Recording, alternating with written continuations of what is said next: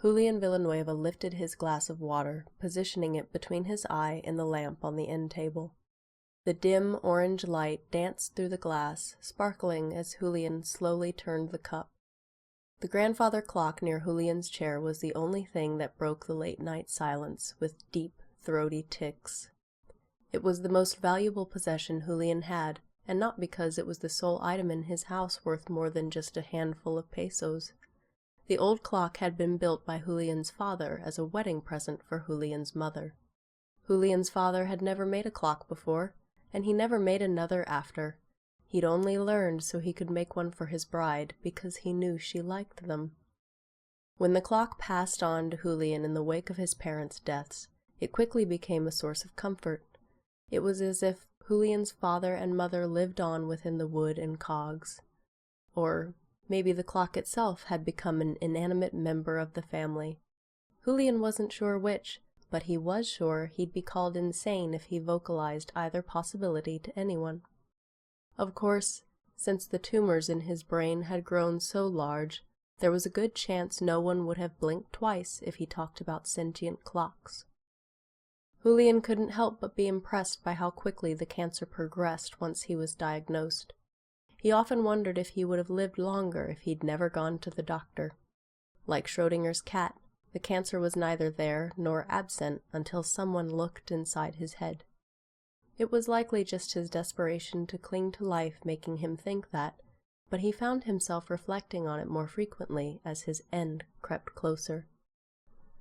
There was no point in staking hopes in treatments.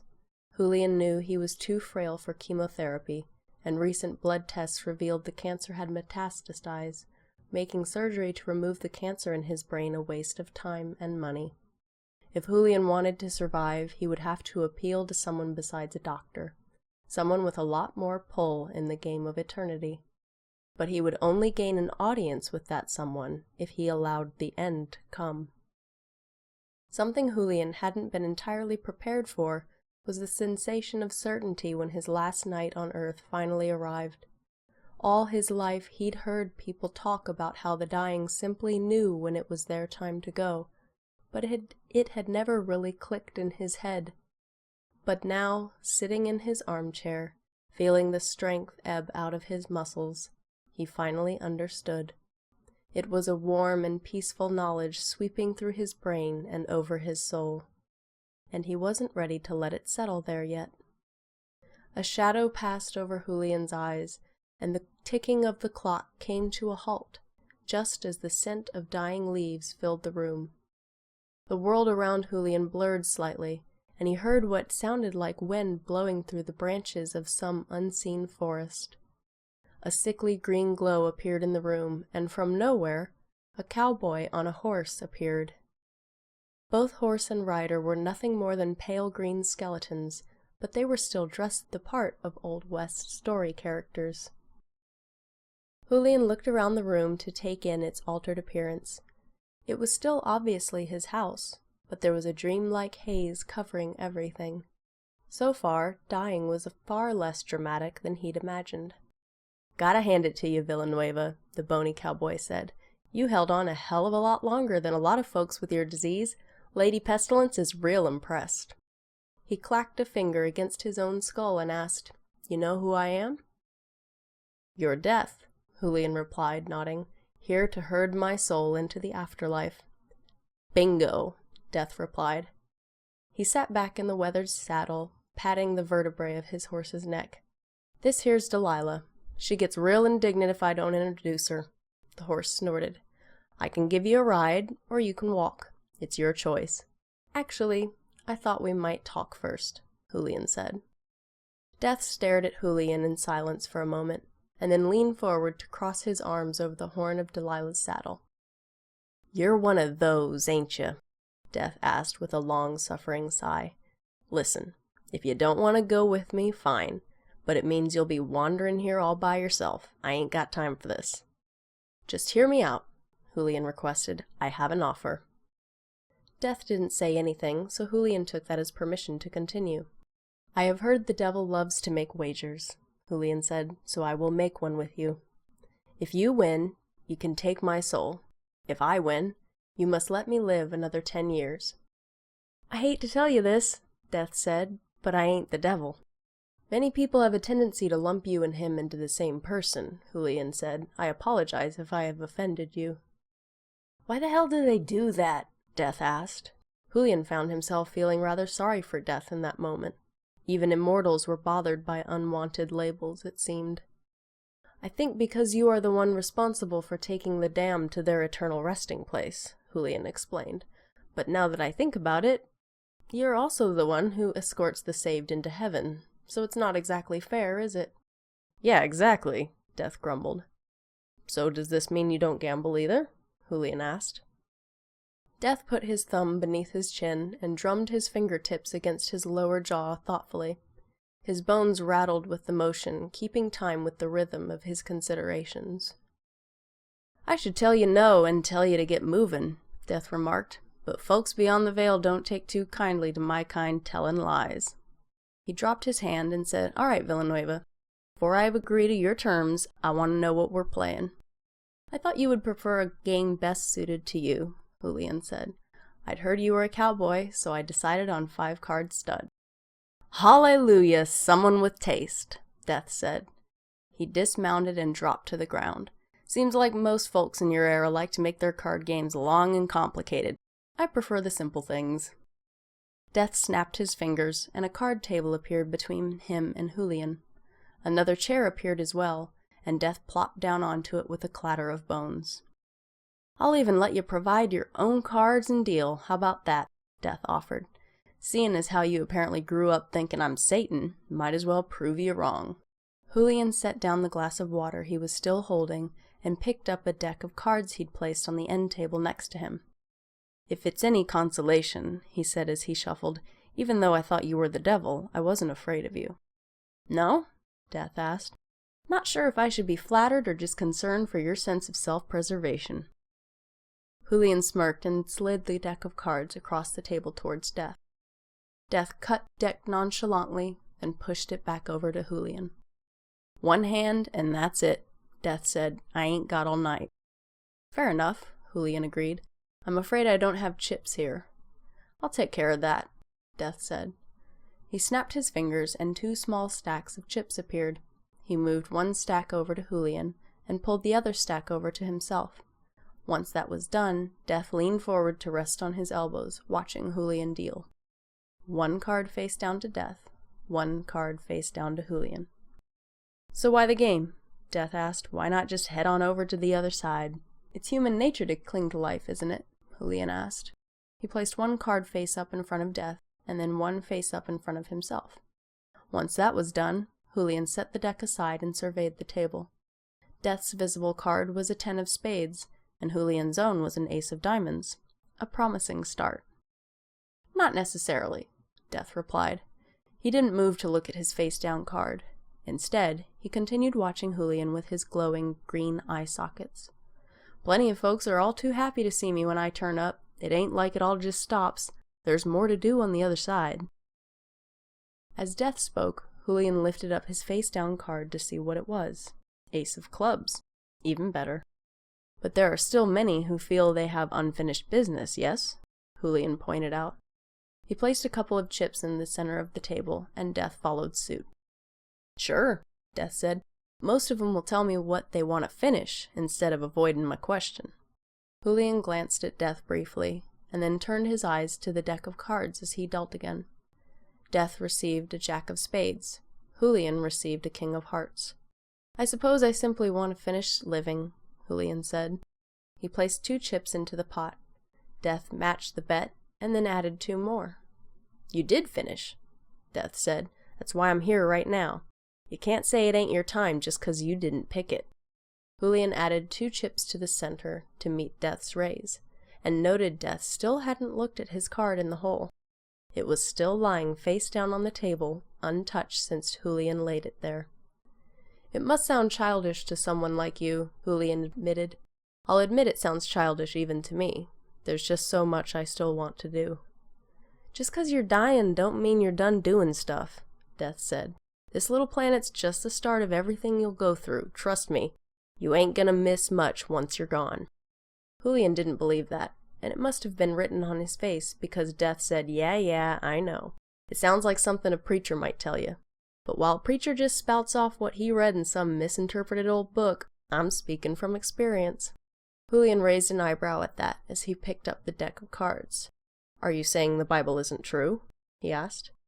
"I'm saying a bunch of folks who can't even agree which way to build a road ain't the most reliable when it comes to transcribing what the Lord tells them," Death replied. "And even when they get it right, they forget that His will for one person ain't necessarily His will for another." That was an interesting point of view. Julian wondered if he'd get the chance to ask God's opinion on how the Bible was translated. But that was a question better saved for when he knew for sure he was actually going to die. The card game wasn't over yet, and since Julian just dealt himself a king of diamonds, and Death a queen of spades, he was starting to tense up. His own hand was good so far, but Death was well on his way to a royal flush. "Can I ask you something about the afterlife?" Julian asked. He placed 6 chips in the center of the table. "Not until we know for sure you're going," Death said. He tossed 6 chips into the pot, and then added 4 more. "Sorry." "Fair enough," Julian said. He put in his 4 chips, as well as another 2. "Can I ask a question about you?" "Only if I win," Death said. He flipped 2 chips into the center, and rested his elbows on the table. "Or you could just fold right now and let me take you on your own terms." "That would be in poor taste, considering I'm the one who suggested the game," Julian said. Since Death didn't raise the bet, he picked up the deck to deal the final cards. "You know, I never understood folks like you," Death said. "And I ain't trying to be offensive, so don't take it that way. I just find it strange you're so attached to a world like this." "Do you consider it a failing?" Julian asked. "I imagine it must seem like one to someone like you." "Nah, I think it's an advantage for your time here," Death replied with a wave of his hand. "You're the kind of person who makes the most out of life. You believe you have an effect on the lives of others, and that in and of itself means you do, for better or worse." Julian dealt Death a king of spades and himself an ace of hearts. He should have felt incredibly good about the fact he held a full house, but all Death needed was an ace of spades to win. What card did he have, and why was he still not lifting it to check? "Does that mean you envy us?" Julian asked. He put 8 chips in the pot. "Hell no," Death scoffed. He matched Julian's bet and added 4 chips. "Are you crazy? What good would Death be if he loved living?"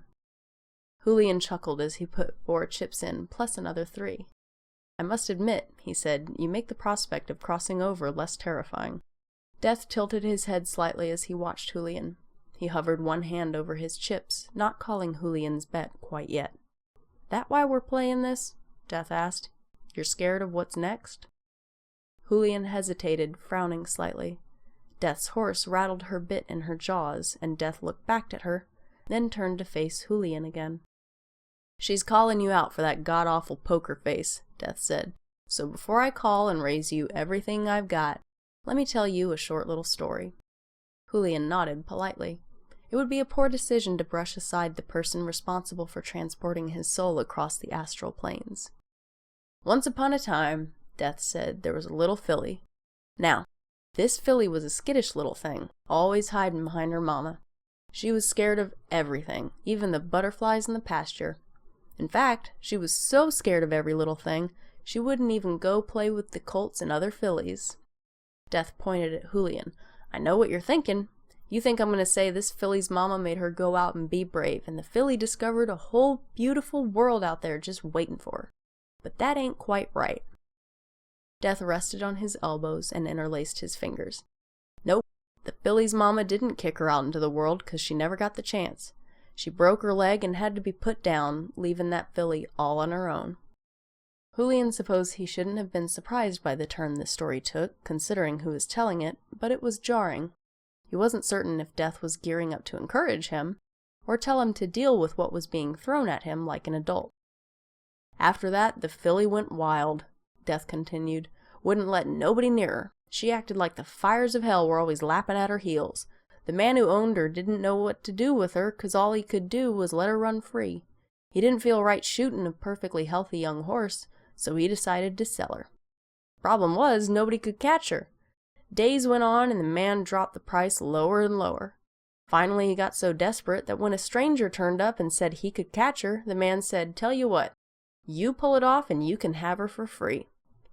Well, it took a lot of work and patience, but the stranger managed to get the filly to trust him, and he took her home with him. You know how he got her to trust him? A lot of sugar, I assume, Julian half joked. Death snorted. Well, yeah, that too, he conceded, but also because the stranger was able to show her that while she needed to face the world, she didn't need to face it all by her lonesome. Julian smiled weakly.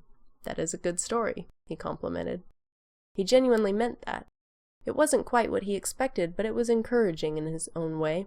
And going by the way Delilah listened to the tale in interest, Julian had a feeling he was getting to learn a little about death before leaving his body. That wasn't something to take for granted. Thank you for sharing it with me. Don't mention it, Death said with a wave of his hand. He slid the rest of his chips into the center of the table. Now either call or fold. Don't you want to look at your card first? Julian asked. It's like the Lady Pestilence says, Death said. It ain't worth the gamble if the stakes ain't touching heaven. He paused and then added, She says a lot prettier than that. Will I get to meet her too? Julian asked, curious. Nah, probably not, Death replied. He pointed at Julian. You wouldn't get nowhere anyway. She's married.